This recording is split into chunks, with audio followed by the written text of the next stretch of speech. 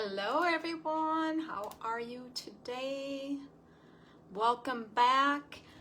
Welcome to today's video. I want to talk about how we're going to use all of those Easter eggs come Sunday, and you're going to be like, wow, we have a lot of eggs left and what are we going to do?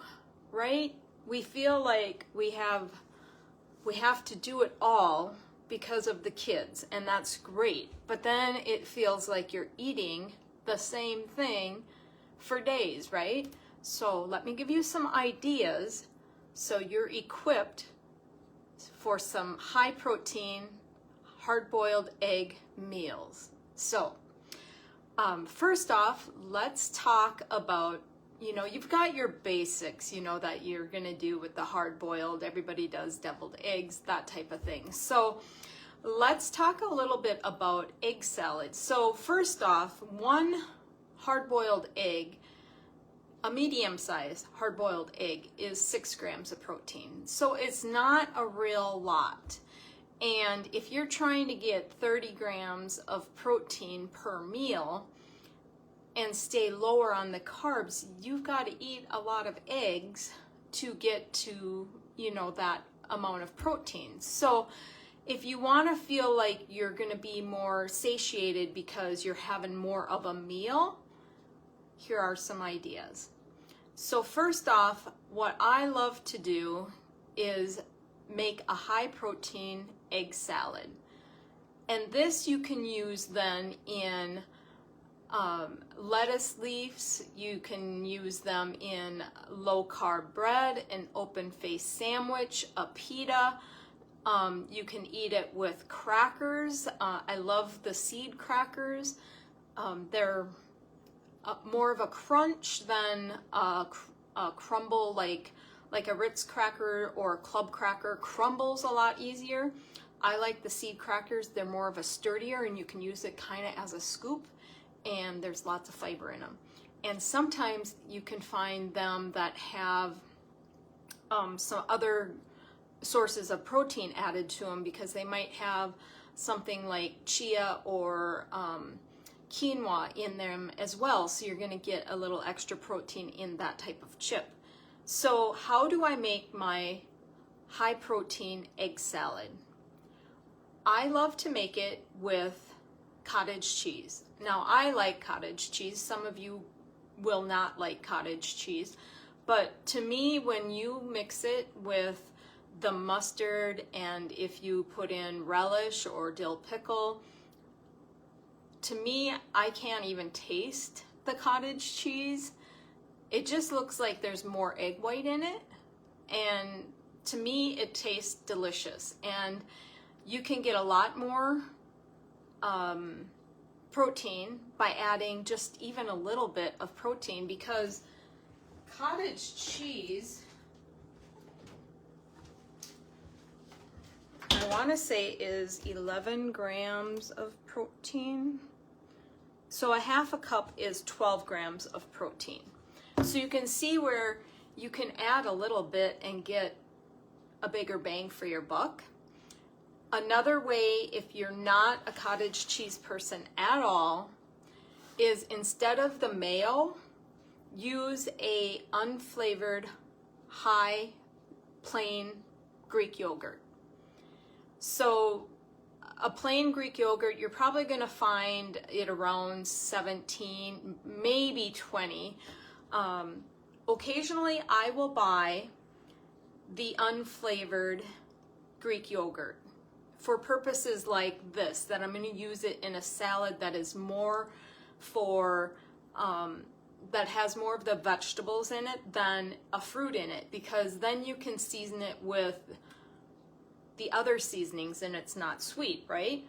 So if you find that you buy a bigger tub of unsweetened Greek yogurt for this and you just don't like it any other way, I have a hack for you. You can get some sweetener, this monk fruit sweetener, and I can make anything sweet with this. So I can do unflavored Greek yogurt, and I can make it sweet by this. So if I only use part of that container and I don't want to throw it away, I will use this to sweeten it and then put my berries with it or whatever I'm going to do with that Greek yogurt. So it doesn't have to go to waste, and you don't have to feel like you're eating the same thing with it all the time, because you can simply do this. Now, I also do that with my cottage cheese. I will put fruit with my cottage cheese, and if I want it sweeter, I will just sweeten it, and I get more protein. So I interchange them both for some sweet meals, and you can do the same. Just find what you like and experiment with it, because you can experiment with a small amount.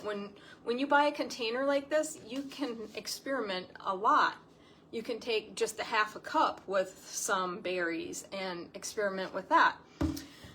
So the other thing is, there's some recipes out there that are like hard-boiled egg and avocado with some different vegetables like red onion, cherry tomatoes, those type of things. It kind of reminds me of cowboy caviar, where it's like the cowboy caviar is more like black beans, corn, green peppers, and that type of thing. And I would definitely add a couple of hard-boiled eggs to that. And if you had the beans and stuff in it, you got a higher protein salad that way. But I like to also, when I make that type of salad, I will also add that to a bed of greens to change it up from time to time. So that salad you can also eat. I like it plain, just by itself. I know a lot of people serve it with chips at different parties. That's not my thing. When I see the cowboy caviar, it's not my thing to do with chips. I like to eat it more as a salad, and I beef it up a little bit more. So I would add some meat to that and some hard-boiled egg. Now, whatever meat you have for Easter, you could certainly do that with that cowboy caviar type bowl that you create. A lot of times it has avocado in it, and like I say, any of the meats. So if you're having ham or turkey or chicken or any of those things, just mix it in there. It would be delicious. Another thing, I kind of mentioned this, but this would be a great time for a chef salad. A lot of us have ham for Easter, and so really good ham on a chef salad with some boiled eggs. Oh, that just sounds so good right now. And if you're like my family, I have a big family, and we have 2 or 3 different meats a lot of times, because we do kind of a potluck, and it's just kind of random what shows up. So my mom typically does one meat and someone else does another meat. And so this would be a great time if you had leftovers to make that chef salad, because you would have a couple different meats. Any kind of, build it your own kind of salad would be great with that. Another salad that I like to do, and I learned this when I sold Tupperware years ago, and it's called the 7-layer salad. And we would take, those 9x13 rectangle pans that you would store bars and cookies and stuff in. So you take that pan and you layer the salad in there, and then you put a dressing over the top so it seeps in through. So you've got like a layer of lettuce, and then you've got, peppers or green onions, shredded cheese, the meat, and whatever you want. Usually there's 7 layers. That's how it got its name. And then I would have a meat in there, and then I would do a homemade dressing with the yogurt. The Greek yogurt is what I would do. And so that would give you some extra protein in addition to the meat and the cheese that's in there.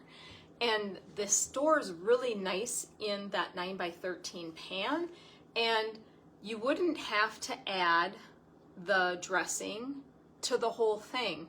So you could make this to, you know, if it's just a couple of you, just add the dressing as you eat it. It's totally up to you. This might be something that you want to take to your family thing too. So the other thing, for like when you want to build that salad, a lot of people do veggie trays, and the charcuterie boards are really popular right now. So any of those leftovers would build a great salad as well. So you could have a different salad for the next 3 days after Easter and not be sick of it, because you would have something different tasting every day, right? And I love that about salads, because I can put a salad together any day and have different things, because I always have a different variety of vegetables in my refrigerator, and I like some fruits on my salads from time to time. So depending on what I have, I will just put it together that way. And if I take one for lunch the next day, they're hardly ever the same. So I like to do that. Now, if you had deviled eggs and those are getting a little boring to you, there's a way to make them what you want to call a step up on the deviled eggs. So you make your typical deviled egg, but then you place like a couple things on top of the deviled egg. So I've seen like a half a cherry tomato with some shrimp. You could easily do this with ham and, you know, whatever, a piece of spinach, or, you know, different things like that. So that would be more of a snack. It would be something that you could take to your lunch the next couple of days after that. And it would be a great source of protein, and you wouldn't have to feel like you're eating the same thing all the time, because I'm giving you lots of different ideas. So if you have any other ideas that I did not mention, would you put it in the comment? Let's see how many more ideas we can get for hard-boiled eggs that can be used up after Easter. So that's what I have for you tonight. Go out and enjoy your evening, and we'll see you back here soon.